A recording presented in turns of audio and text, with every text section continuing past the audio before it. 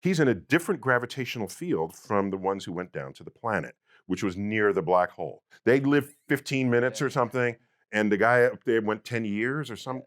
Yeah, I think maybe even more. Yeah. But yeah, crazy ratio of time. Time dilation. Yeah, time dilation, crazy time dilation. So I was going to try to calculate how close that orbit had to be, and then I said, no, I'm not gonna, I will wait till I get somebody else to do this. It sounds like you're the guy for that. Gary, we're in the UK now. Good. This is your place. It is. I'm here as your interpreter. Oh. We're in the town of Oxford. Is it city or town? Oh, I don't know. But We'll give it city status. All I care is that there's a university here, and I have colleagues. My people. You got peeps? I got people. All right. I got people. Okay. All right. Very, very good. We're going to meet any? Yeah, and by the way, like, where's Chuck?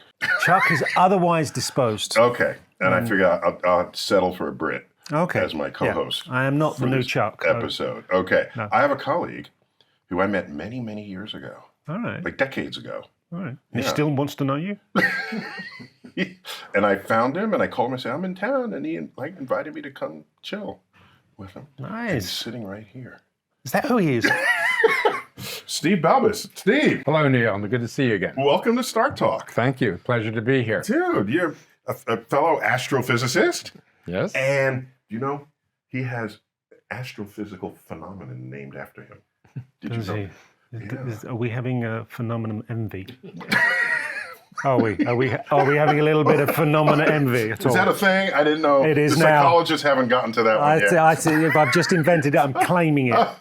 No. So tell me about this thing that carries your name in our field. So it's work based on work that You're a theorist. Yeah, where I do theory, Yeah. a lot of pencil and paper, and of course nowadays computational work. Yeah. And in particular, back in the 90s, I did some work with a colleague named John Hawley. Uh-huh.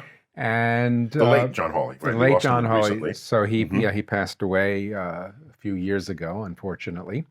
And at the time, we were trying to figure out how you make black holes.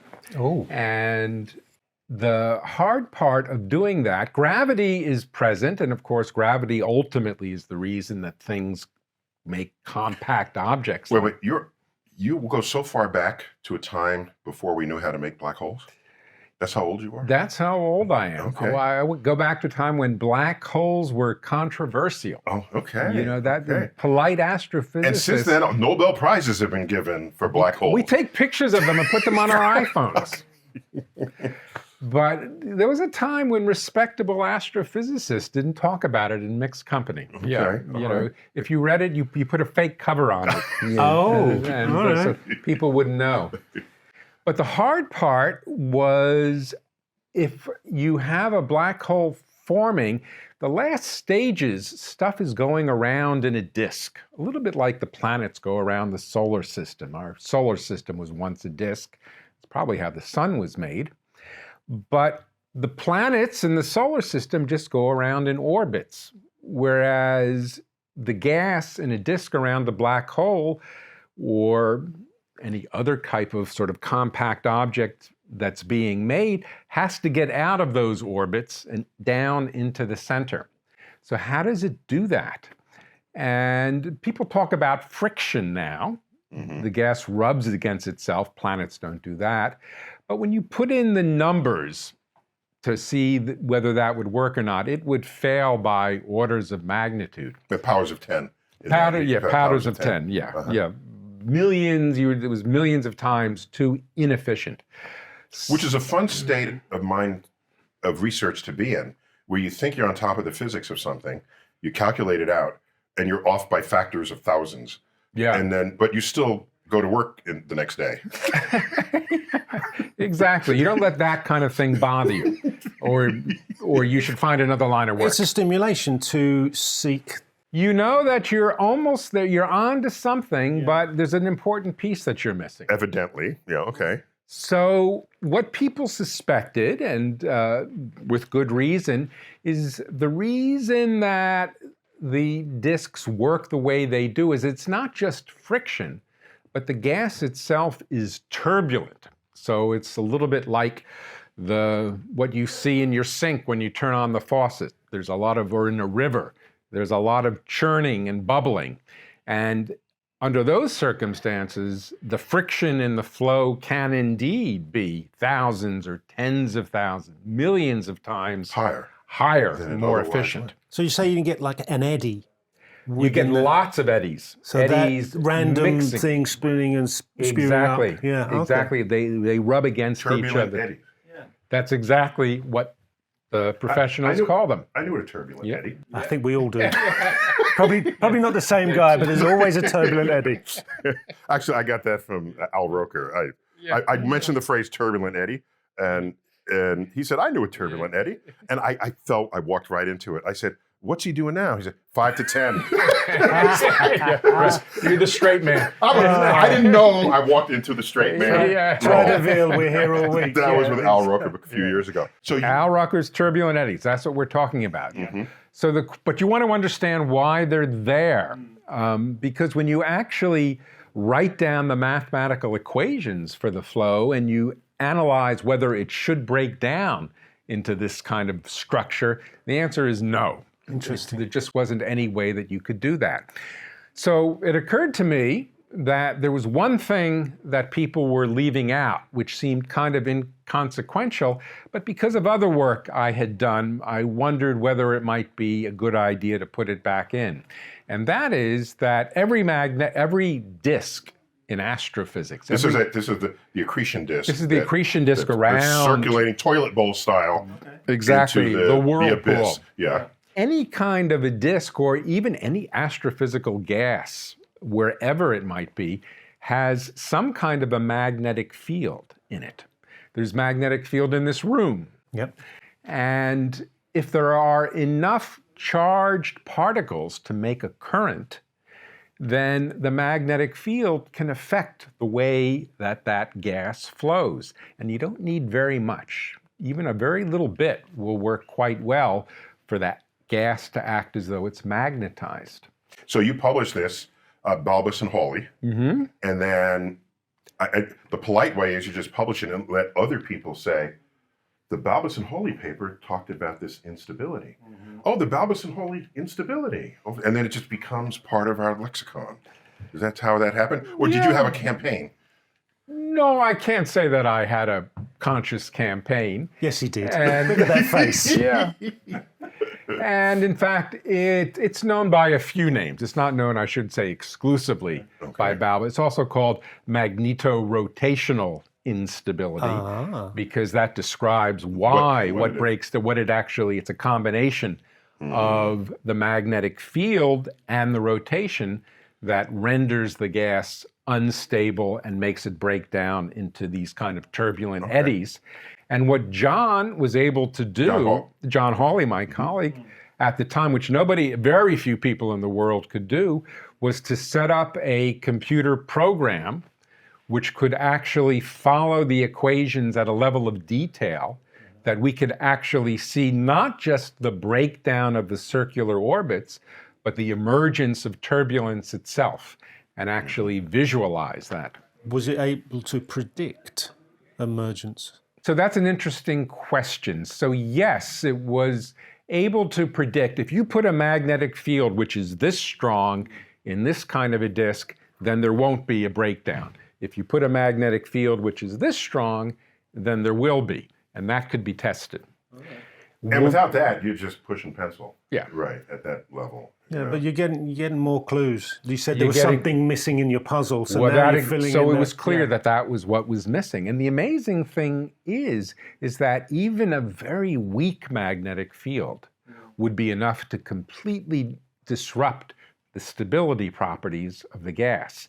And that's what a lot of people had a hard time getting their head around, that something that seems so weak could have such an important effect. So this was an astrophysical instability, not an emotional instability. Well, I had those as well, but what I'm talking about, right, the astrophysical side of things. Yeah. You mentioned like a whirlpool effect. Yes. Would it have been any use to study whirlpools and maybe construct the computational element of that to see if there was anything that you could learn yes from and that no, here in to the there? sense that the whirlpools in your kitchen sink or something like that won't be sort of run by a magnetic field. No, I was just But thinking the nevertheless, sort of things you could see in nature. absolutely. In Yeah. terms of what people can do rather detailed studies now of turbulence, its statistical properties and so forth. And absolutely those kinds of studies would be of interest and are of interest to the people who do this kind of turbulence and accretion disk. So I think what's fun about this is the great thing about physics, when you break it down, is physical principles are transplantable to multiple different Yeah. questions in search of various answers. So the power of physics, it knows no bounds. Yes. Yeah. What is it you said to me earlier on today? I don't That remember. I'm going to get the T-shirt. Physics is my god. Oh, physics. Okay. Are you going to get that T-shirt? No, I'm going to get it for StarTalk. We're going to have it made up. We're going to have Merc and make money. Okay. All right. So let's fast forward. And I understand recently that this year, 2024, you have a textbook coming out on Einstein's general theory of relativity. That's right. I've taught a course here at Oxford for several years and had a set of notes, and then I've been encouraged, because people liked it, to turn it into a textbook on general relativity. And the timing was very good, because the very first year that I taught the course was the year that gravitational radiation was discovered. That would have been 2016. 2016. Yes. That's exactly right. Is that the same as Hawking's radiation? No, that's a different kind of radiation. This one was LIGO. Then I won't blur the lines here. Sorry. Yeah. Get your radiation straight, dude. Sorry, dude. Last time I invite you on this program. Yeah, no, this is the force of gravity itself being radiated in a way which is rather similar to the way that electromagnetic radiation is being radiated. An effect predicted by Einstein 100 years ago, but so small and so difficult to measure. It was only in the last few years that the technology was there to do that. And so the book covers that.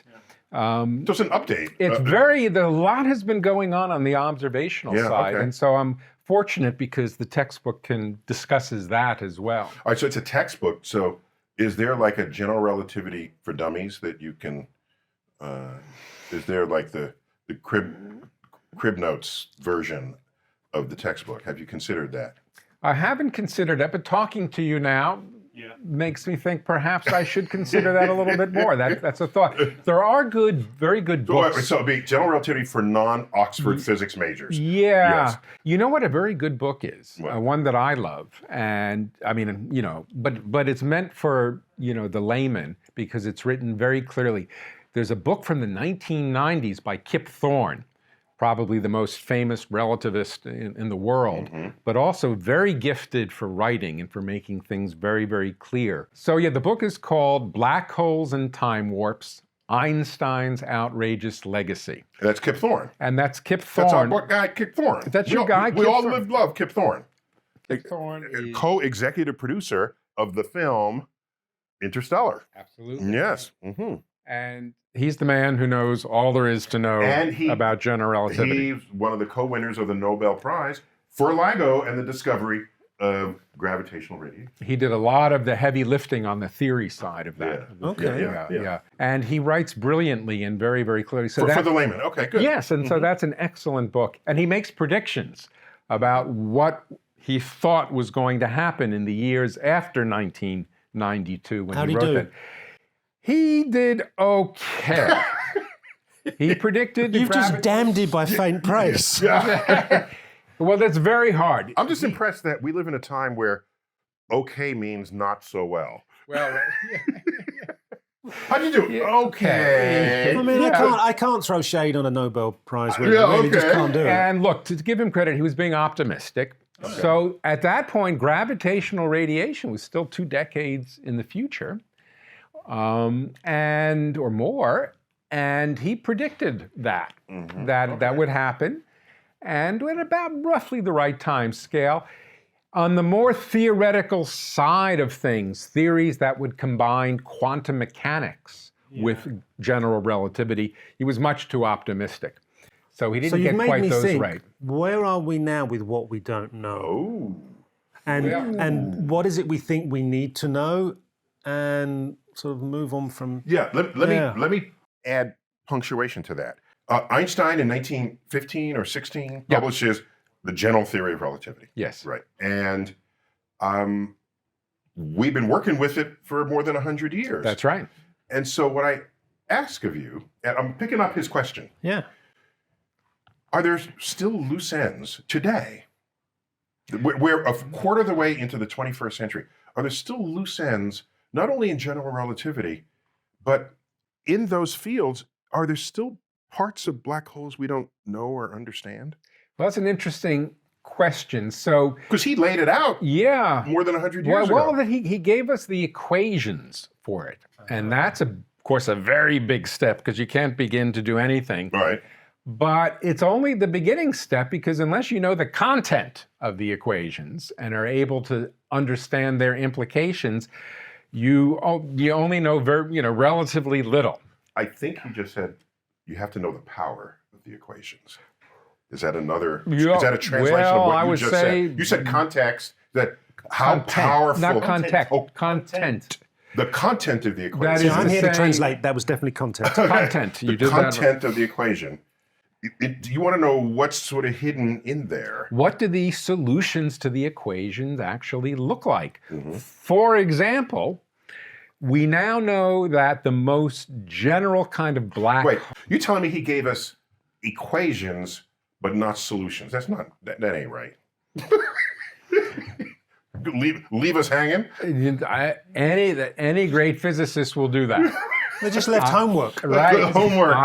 Isaac Newton didn't solve all the equations of gravity. Okay. Maxwell didn't solve There have been at least a half dozen Nobel Prizes given to people working on Einstein's equations. Absolutely. Very much. That's crazy. Crazy fact. Yeah. Okay. And in fact, we didn't even really know what a black hole was in terms of solving Einstein's equations in a relatively simple context, just what they call the vacuum solutions, the solutions to Einstein's equations when there's nothing there but some kind of a little point mass, the black hole. So the solution to that really didn't come until the 1960s, when the mathematician Roy Kerr published his solution to what a rotating black hole looks like. And everything in yours rotates. So that's and an important everything solution. Rotates. So that's a very, so very the Kerr important solution. Black hole. That's its own kind of black hole. That's right. It has his name. There's a Schwarzschild black hole. That came pretty quickly. Mm-hmm. That came within a month of when Einstein published his theory. But that's no rotating at all. And that's a little too simple for nature. That's an important solution, and we learn a lot from it. Yeah. But it's not really a practical solution, as we learn later, because most black holes have a lot of rotation, and that makes a big difference in terms of how they behave. You know, between spending time with my family, doing my comedy shows, filming commercials, or shooting StarTalk, my life can get very, very busy. And with a hectic schedule, it's easy to neglect the other important things like health and nutrition. Well, thanks to today's sponsor, Factor, the stress of planning my meals each week is completely gone. Factor is fresh, ready-to-eat meals delivered to your doorstep weekly, prepared by gourmet chefs, and take no more than 2 minutes. That's right, 2 minutes for you to enjoy. And the best part, you can adjust your delivery plans based on your schedule. So if there are times where you're on the road or away from home like me, you can change your Factor plan to accommodate your schedule, scaling up or down based on your plans or your food preferences. You also don't need to worry about eating the same thing each day. This week, I'm enjoying the Flexitarian package, which consists of meat, fish, and vegetable dishes so that I don't get bored or tired with my meals. No more anxiety about what to eat. No more stuffing your face with food you know you shouldn't be eating. No more guilt about not doing the right things for your body and mind. Head to factor75.com or click the link below and use code StarTalkYT50 to get 50% off your first Factor box and 20% off your next month of orders. That's code StarTalkYT50 at factor75.com to get 50% off your first box plus 20% off your next 4 boxes. Now, if you'll excuse me, you're interrupting my meal. All right, so today, what are some unsolved problems? Well, so there are different kinds of unsolved problems. So one problem which is still not really well understood is what happens, how do you see a black hole? Because the black hole itself is just empty space. You see a black hole because of the effect of that the black hole has on the surrounding gas. Or anything, surrounding anything. Surrounding anything, but gas is usually what you have at hand.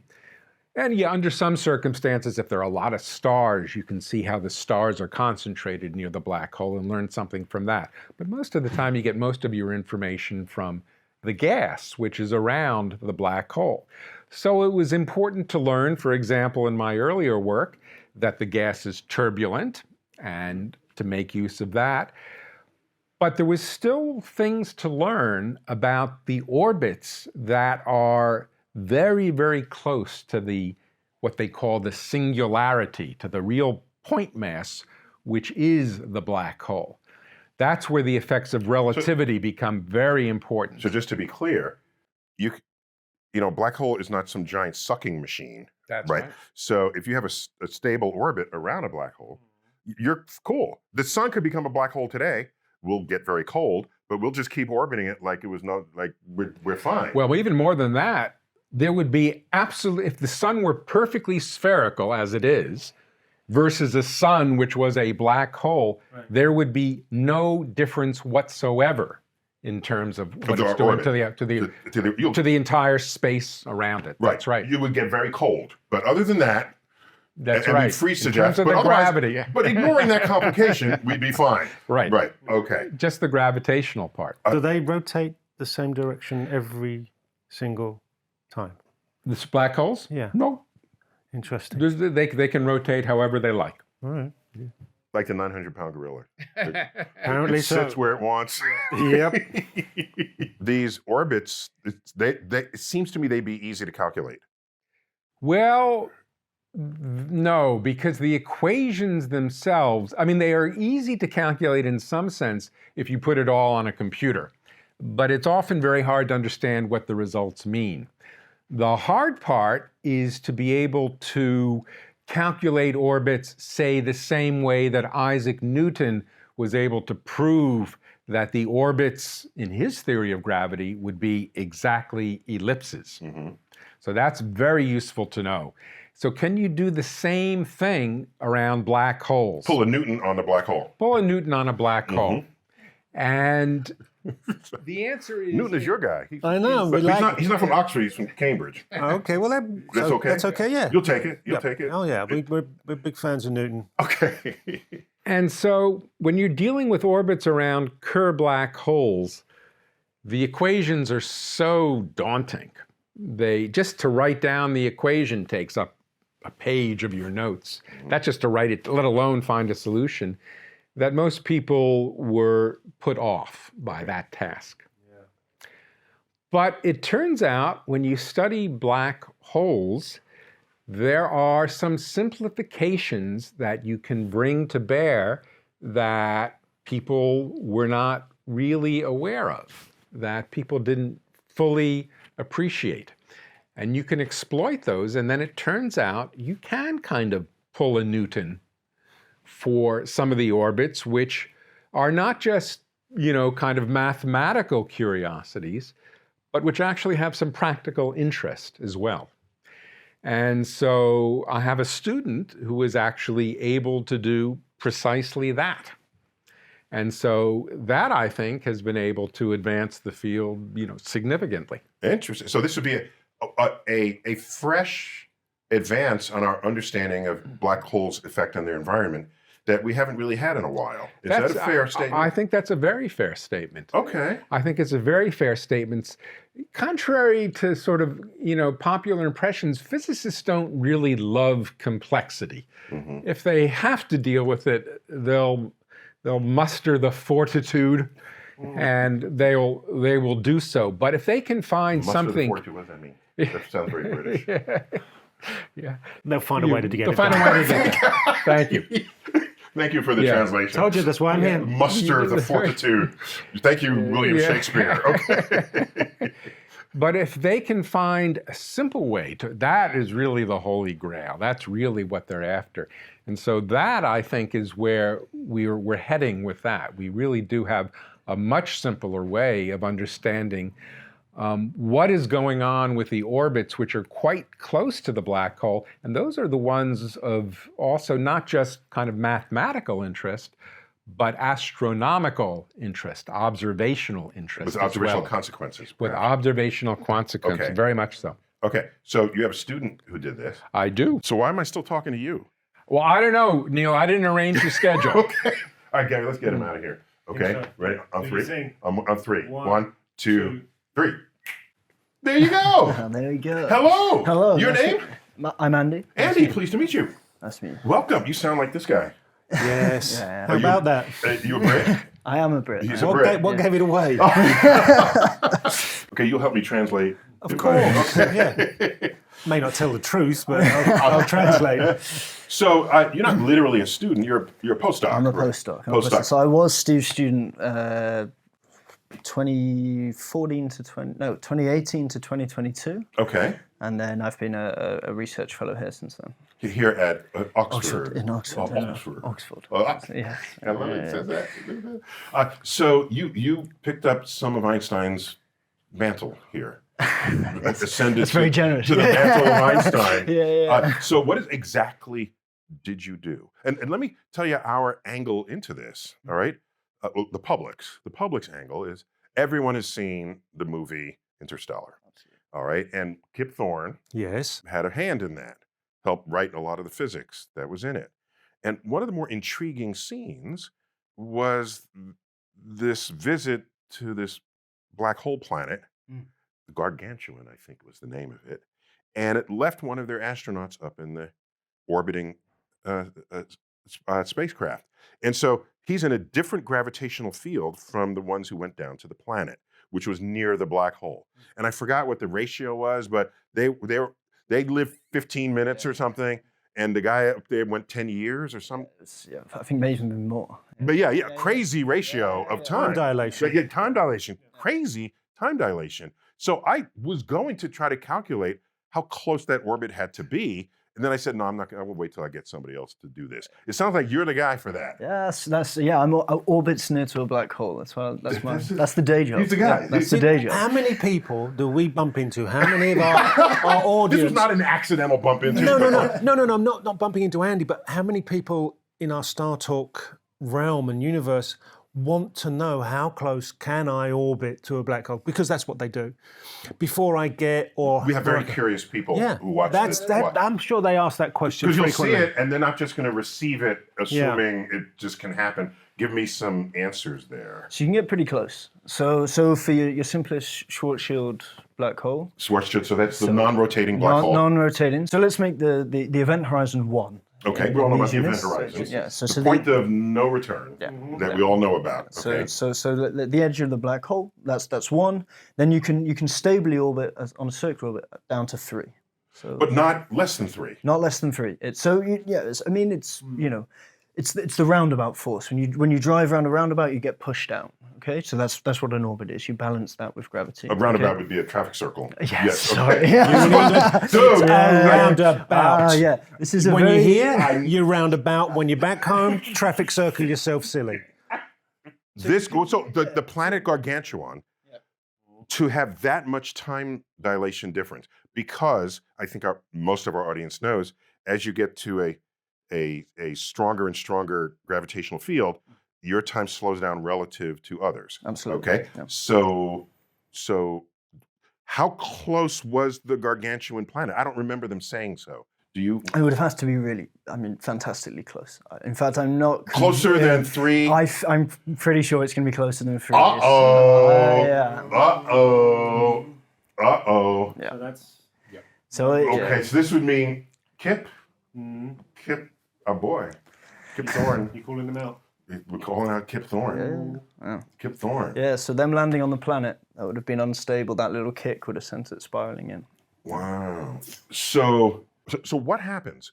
Why can't you just orbit right above the event horizon? In Newtonian gravity, so the Earth going around the sun, you have to balance two forces. You've got gravity coming in and revolution pushing you out. So that keeps you at the same distance from the... Right, okay. Absolutely. Your urge to fly off is a balance. balance. Okay, so now what? And then you write down the same problem in Einstein's equation, and you find that there's a new force effectively, or there's a new new force. Well, no, okay. So the force is gravity. That's the only force. But there's something that an effective force effectively, which is gravity times rotation. So that's what the equation looks like. So this is a new term. It's a new term in the energy equation that operates on the stability of the system. Yeah, and that points in. Okay, so the faster you go around. So that term is not there in Newton's equations. No. So as you get closer and closer to the black hole, this other term shows up that prevents you from sustaining a balance. So this is one of the things that we didn't know that we need to know, because this is helping solve why this happens the way it does. Yes. Yeah. Yes. So you get closer. You have to go faster and faster and faster to in order to stabilize that extra term. To stay in orbit, but that just makes this third term even bigger, because it's gravity times rotation, and that eventually destabilizes the orbit. Wow. So the faster you go, it starts to worse work it is. against you. Yeah, exactly. And eventually, that ain't right. Diminishing returns with your speed. Exactly. That ain't right. That's wrong. That's just wrong. Why did you come up with that? I mean, that's the universe. Are you telling me no one figured this out before you? So this was known. That we knew this, the orbits became unstable. Okay, but the point was how simply can you describe the plunge effectively? So you get flicked off the circular orbit and you dive in towards the black hole. And the question is how do you describe that mathematically? And by the way, as I understand it, if you dive into the black hole, your orbital speed increases, which would further increase the term. Is that correct? Yeah, so it's catastrophically unstable. Yeah, exactly. So it's unstable image. You perturb it and you're gone. And it takes even more, and you're in. Yeah. You're not. So you speed up to try and break the orbit, and you just end up making it way worse. Worse. Yeah. Okay. And you're gone, and you plunge across the event horizon, and you're doomed. Yeah, absolutely. Say goodbye. Damn, dude. Yeah, and so this is a prediction. Bumming us out here. Yeah. I'm sorry. Well, it's the universe's fault. Right? Oh, okay. Yeah, it's not your fault. The universe revealed it. Right. So let's get the understanding, just so we learn how science works. Some of this was known before your work. Yeah. So we knew this. We knew this happened. Okay, but how did you contribute to that problem? So just to make it clear, so much of what's out there, people have little bits of solutions to it, right? And we're all sort of touching the elephant, trying to understand it. Well, it's like a piece of paper that someone's ripped into tiny little bits and then scattered. Okay. And then you're now trying to bring it all back. So as you then the paper is the pre-existing how the universe works. So then trying to piece it back together to say, oh no, that goes there, this goes here. Right. And then we're getting there. So this is what I think Andy's so how did you come in on this? So we knew this. We knew this should happen. Okay, and something should happen. You want to go see it effectively. Okay, so you want to go see it out in nature. You want to observe it in a real physical system. Now, to know you want to observe the unstable plunge. orbit. The plunge. You want to see this gas that's plunging. That's what you want to do, and because then it's there. And so before you can tell that you've seen this, you need to know what to look for. Okay, so you've got to build a model of this plunging gas. So build a model of this on a computer. Yeah, pen and paper, computer. What did you use? I used pen and paper. So old school. Chalkboard. These are like the cheapest scientists to keep around. No, they're not. Yes, they are. No, they're not. They're totally cheap. There's no computer. There's no telescope. There's no particle accelerator. Have you seen the price of graphite lately? Goes through pencils. I need the best chalk. Stick him in his office, and then he'll be busy and come out later. Okay, so go on. Mm-hmm. So you want to simplify these equations down to make them useful, so that you can make predictions, and then you can go and look in the data and see if there's any black hole sources out there that we just can't understand without this plunging gas. So you have to predict what unstable spiraling gas would look like. Exactly. Yeah. So what does it look like? Well, essentially it's hot and small. Is the I could have said that. yeah. You didn't. But I did stop. Pat, you didn't, and you didn't yeah, go for but- swirling and unstable either.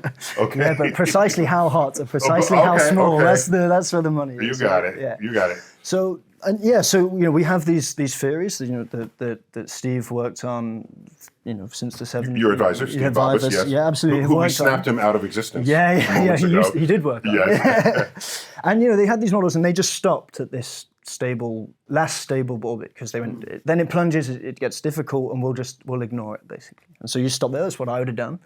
Okay, And then eventually we started getting data that they couldn't explain with these models. Hey, StarTalk fans. I don't know if you know this, but the audio version of the podcast actually posts a week in advance of the video version. And you can get that in Spotify and Apple Podcast and most other podcast outlets that are out there. Multiple ways to ingest all that is cosmic on StarTalk. Okay, so now that you have insights right down to the orbits at the event horizon, non-orbits at the event horizon, tell me now where you think Gargantuan had to have been to give you that stark difference in time dilation. I think it's well inside. It's well Inside your unstable orbit. Absolutely. Yeah. So that planet just would have not been hanging out. No, It would have absolutely been not. gone. eons ago. Eons. Okay. Yeah. Why didn't Kip Thorne know this? I'm sure Kip Thorne did know this. I'm sure it was just very inconvenient for the plot. That may well have more than a grain of truth in it. Oh, okay. So you're being very kind here. What you're saying, let me reword what you're saying. Okay, you're saying, apart from the extra detail that you have provided all of us inside those unstable orbits, we knew there were unstable orbits. Yeah. He certainly would have known there's unstable orbits because his middle name is General Relativity. Okay. He's co-author of like the most famous relativity book there ever was. Okay. It's called Gravitation. It has the proportions of a Manhattan Yellow Pages phone book. Okay. It's Well, like he this certainly big. simplified the title, didn't he? Well, it's the only book you learn all about just by carrying it around, right? That's what. Yeah, so- yeah, so- I get that. Yeah, I see what you did. So it has three authors: Misner, Thorne, and Wheeler, and Kip Thorne is the middle author there. So we all have it in my generation. For it's sure. too old for you. You No, I've probably got, haven't. I've got it on You there. do have the book. Yeah, Okay. come It's just on, it's a pencil and classic. paper. He'll have a book. All right. So what you're suggesting is that he wanted that degree of time dilation difference and took some cinematic liberties to get it. I mean, the man's got a Nobel Prize. He's. It might not have been him. He might have been overridden by producers and directors. Yeah. Okay. Because that I does cut- I cut- happen. Okay. I cut people slack. Yeah, in yeah. movies. I know. If the idea is kind of right, Okay. even if in detail it's wrong. That orbit exists. That orbit exists that the planet's on. It's just unstable, so it just won't exist for long. But it It wouldn't exist for long enough for them to do anything they were doing. Yeah. But it exists. It's a solution that's valid. It just won't All hang right, around. we'll take the thorn out of your side for the moment. The Kip Thorne out of my Yes, side? thank Yes. you. You talked about we're finding new data coming in. Now, if you're a forensic accountant, follow the money, stupid. You're going to find what's it's all about. This, for me, is you being forensic, follow the data. So what kind of data is coming in and what are you able to kind of... And what kind of telescopes? Yeah, coming to you as an astronomer, I want to know what I should point my So telescope. what are your data sources? Is Yeah. it telescopes? Is it computational? Where are we headed? So these are X-ray telescopes. So they're satellites in orbit. X-ray telescopes. Yeah. And we're about to lose our last X-ray telescope, the Chandra Great Observatory. That's going to be a real. It's going to get deorbited very soon. Yeah, I think. there will be others, but Chandra's a wonderful instrument. Yes, So okay. it's Name for? Chandrasekhar. Chandrasekhar. Very He good. knows. I'm just checking in. knows. I'm still a student. Make him I'm allowed dance. to be like sing. Professor Neil every now and then. Okay. And as I remember, he was a great astrophysics theorist and good tradition in the steps you're following. If I have half the success of Chandrasekhar, so you- I'll take that. Yeah. So you published this. Yeah. So it's X-ray data. So these disks are super hot. They're incredibly hot, and they produce X-rays, and they are detected by satellite. They're so hot they radiate X-rays, Absolutely. as opposed to being so hot like your electric stove, it radiates infrared. Yeah. Then you can radiate like ultraviolet if you get like hotter, and then X-rays. You keep radiating up the spectrum. What goes is the hot? point. How hot do you have to radiate to get worse than How hot? X-rays? Millions of degrees. So what if you get even hotter?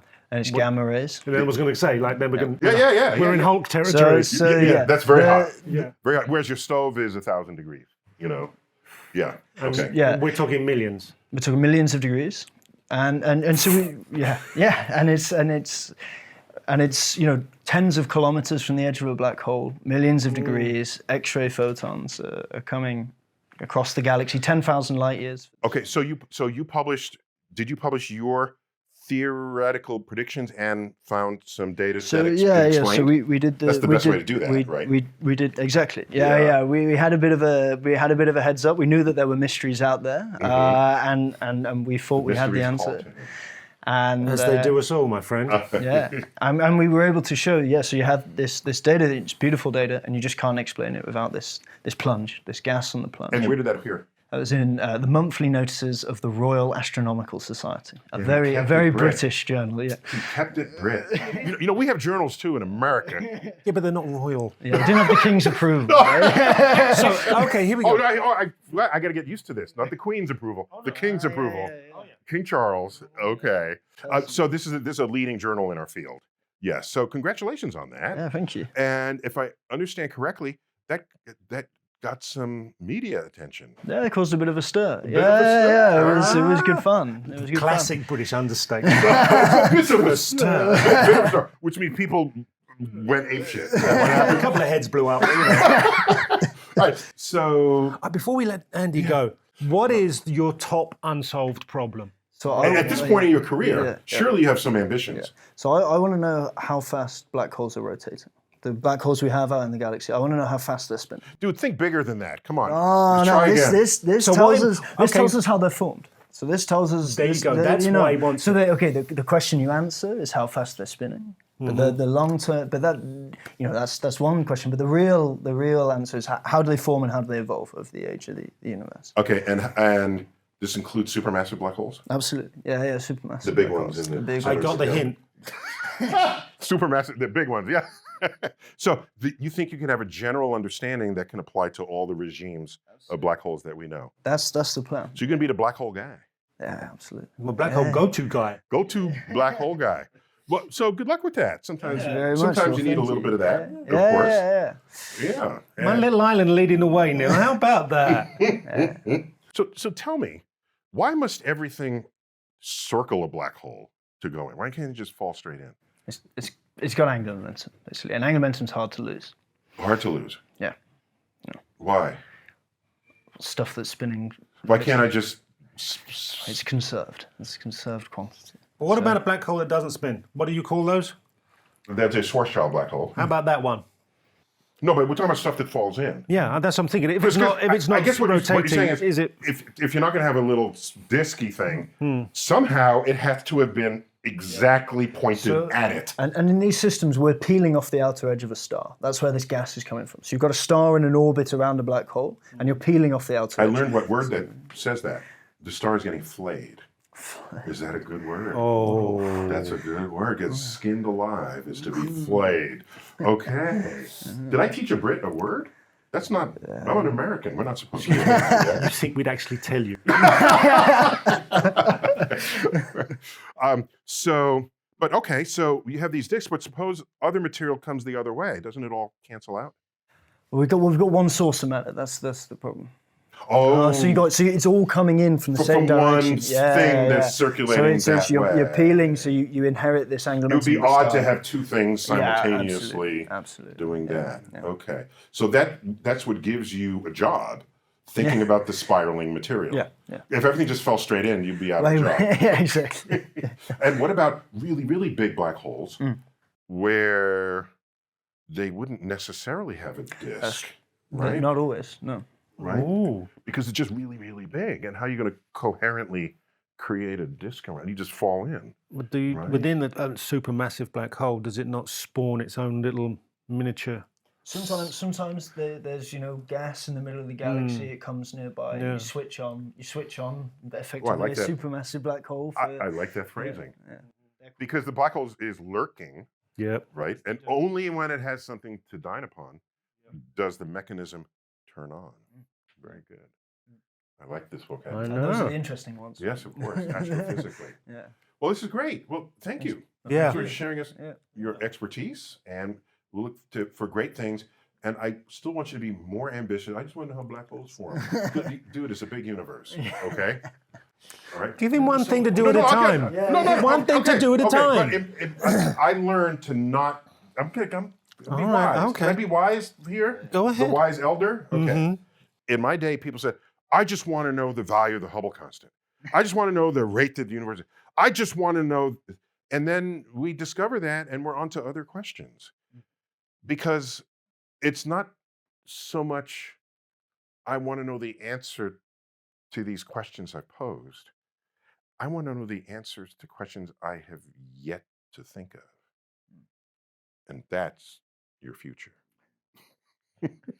Whether you like it or not. Yeah, absolutely. All right, dude. Thanks for being on StarTalk. Thank you. You got it. Got it. You have one last Brit thing you want to say before we sign off? Apart from the last thing, just ignore him.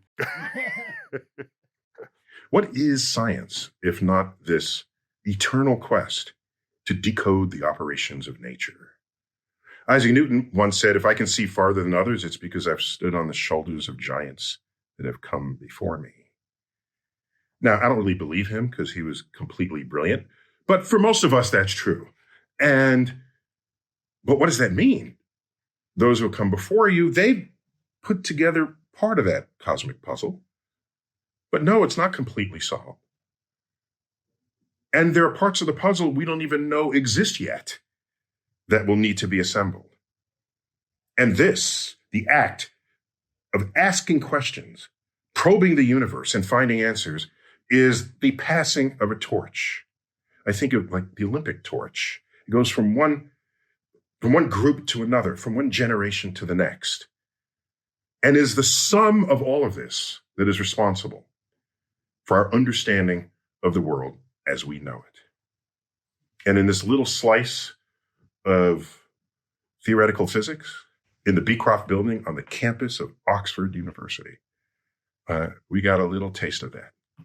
And I'm delighted to have brought you a slice of how science works.